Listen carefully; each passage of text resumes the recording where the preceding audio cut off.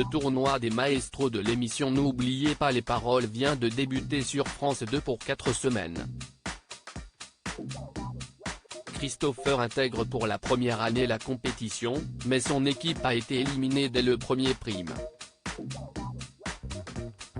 Il se confie sur cette expérience. Une nouvelle compétition démarre pour les plus grands maestros de N'oubliez pas les paroles. Ils sont 18 à avoir été sélectionnés pour participer à une nouvelle compétition, le tournoi des maestros. Les téléspectateurs retrouveront ainsi Margot, N-1, Renaud, N-5, ou encore des novices de cette compétition comme Natacha, N-4, Caroline, N-11, ou encore Manon, N-4. Cette fois-ci, ils ne joueront pas pour eux, mais pour des associations et ils pourront gagner jusqu'à 100 000 € à chaque prime. Petite particularité du tournoi des maestros, les apprentis chanteurs se répartiront dans les 6 équipes à raison de 3 candidats par équipe. Pour cette édition 2023, Christopher, N-9, fait sa grande première dans le tournoi. Malheureusement, son équipe est éliminée dès le premier prime par l'équipe de Renaud. Pour Télé Loisirs, il se confie sur cette première expérience. Christopher de N'oubliez pas les paroles vous laisse surpasser Télé Loisirs. Comment avez-vous préparé le tournoi des maestros 2023 ? Christopher, il n'y a pas eu de préparation particulière, je me prépare comme je me prépare d'habitude. Moi, je fais toujours des playlists avec des chansons que j'écris dans des carnets quand je suis dans le bus, dans les trains. J'y allais sans stress, avec beaucoup d'amusement et je savais bien que ça allait être un bon moment. Si est le seul événement dans l'année de N'oubliez pas les paroles où le jeu varie un peu puisque les épreuves sont un peu différentes.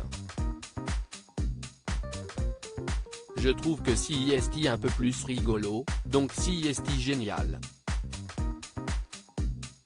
Ça a été vraiment une expérience incroyable. La pression est-elle plus forte quand on joue pour des associations ? Si est un peu la même pression que quand on joue pour nous. Mais après si est vrai qu'on veut se surpasser, on veut donner le meilleur de nous-mêmes comme on joue pour des associations, on représente des grandes causes et moi, ça me touche particulièrement. Du coup, je veux vraiment donner le meilleur de moi-même pour ne pas décevoir mon équipe et ne pas me décevoir moi-même. Saviez-vous à l'avance avec qui vous allez jouer lors de ce tournoi ? On n'a rien jusqu'à la dernière minute. On ne savait pas avec qui on jouait donc ça a été une surprise dès qu'on est arrivé sur le plateau. J'étais très content de mon équipe, mais quoi qu'il arrive, les 18 personnes contre qui ou avec qui j'allais potentiellement jouer, j'aurais été content. Tout le monde a des personnalités incroyables et je les connais tous, à part 2 qui venaient d'arriver, parce que je ne les avais jamais vus avant, c'était Louis et Manon, et Charlotte aussi. C'était un plaisir de les retrouver. Quand on gagne ensemble, si est encore mieux que de gagner tout seul. Est-ce plus facile ou plus dur de jouer en groupe ? Je trouve que si est plus amusant de jouer en groupe. Ce que j'adore dans cette idée de jouer en équipe, si est justement cet esprit fédérateur. Quand on gagne ensemble, si est encore mieux que de gagner tout seul, parce que les émotions sont partagées.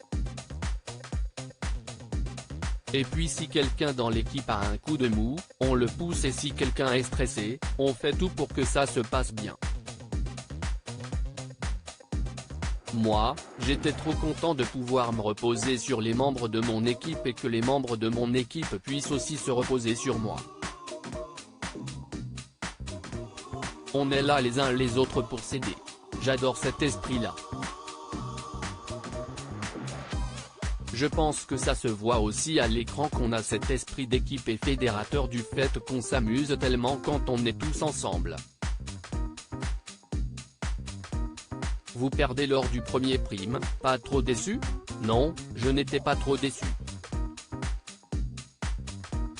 J'étais un peu triste de ne pas accéder à la finale, mais après non, je n'étais pas triste.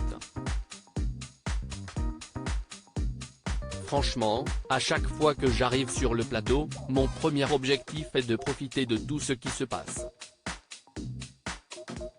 J'ai passé une journée incroyable. Donc je n'aille retirer que le positif.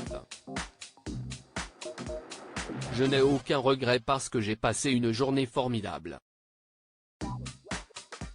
Même l'équipe était hyper contente, on a bien joué. On n'était pas déçus de nous-mêmes, on a super bien joué. Après voilà, on n'a pas gagné, mais ce n'est pas grave. C'était mon rêve de participer à cette émission, donc quoi qu'il arrive, que je gagne ou que je perde, on est déjà arrivé super loin dans l'émission, lors des parcours en solo note de la rédaction. C'est que du positif, que du bonus surtout. Si le jeu continue encore 10 ans, je continuerai pendant 10 ans. Quelle est l'ambiance entre les maestros en coulisses? C'est un peu comme une colonie de vacances, c'est un peu un rendez-vous annuel. Quand on arrive, on chante tous ensemble dans les coulisses, on a cette bonne énergie. C'est une ambiance de famille et c'est des souvenirs qui resteront à jamais gravés dans nos vies. Moi, à 25 ans vivre ça, c'est ouf. C'était mon rêve d'intégrer cette famille depuis des années, donc je rêvais d'être maestro et puis là, quand j'arrive et que je vois qu'un fait la famille, elle est incroyable et qu'en dehors des caméras, on s'entend tous bien, il y a un bon esprit dans l'équipe, ça fait super plaisir. Si est des souvenirs hyper mémorables. Toujours aussi motivé pour participer aux autres compétitions de N'oubliez pas les paroles? Mais oui.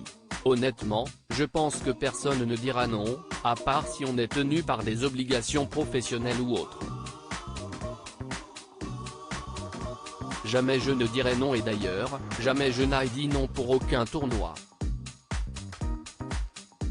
J'adore ça et moi c'était mon rêve. En tout cas, à chaque fois que je viens sur le plateau, je vis tellement de moments incroyables. Si le jeu continue encore 10 ans, je continuerai pendant 10 ans à répondre à leurs invitations. À lire aussi N'oubliez pas les paroles, Nagui Van Christopher et provoque l'hilarité de tous les maestros pendant la finale des Masters 2022.